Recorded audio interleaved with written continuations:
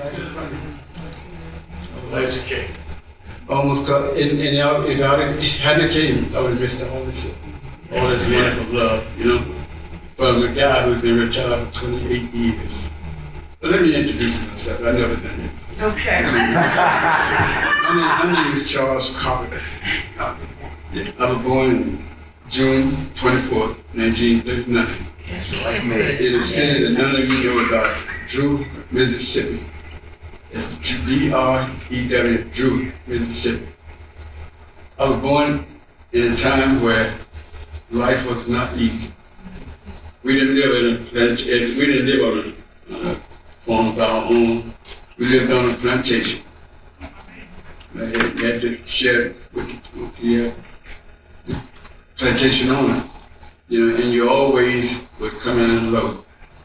So my mother she wanted to get out of Mississippi, so she left and went to Memphis, Tennessee, leaving me with my grandmother. That's why I called her mama, you know.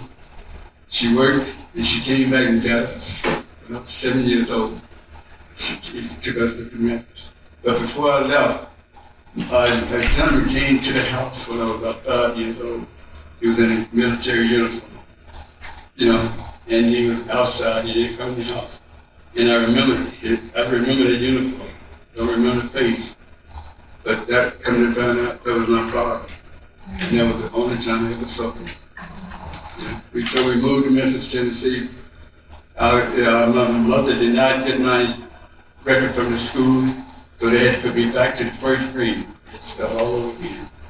And then when I got out of school, I had gone, the last 2 years I was going to high school, I met my wife, Ann, and we were riding the bus, you know, together. Me, Ann, her sister, and my brother-in-law, Dave Tony.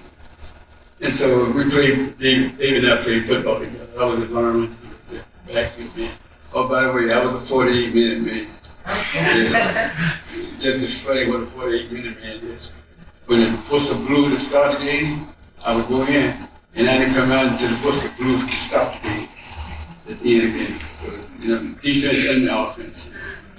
I got a scholarship, but I turned it down because of, at the time when, you know, I was getting ready. They had that war, and I started calling people from college to go into the service.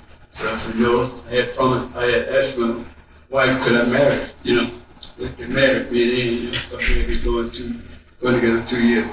And the mother said, you want to marry my daughter? She hit herself on the lap, and then she laughed. She said, you think you can handle me? I said, I think so. You know? And so after she graduated, I called for her and she came up. We married. We got married on a Friday. You know?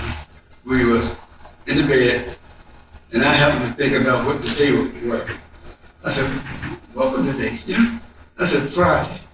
And Friday is not scary, but when you put the 13th behind it, it becomes scary. Friday the 13th, bad luck day, and that's the day we get married. I told her, I said, Ann, let's get that board and marry another day.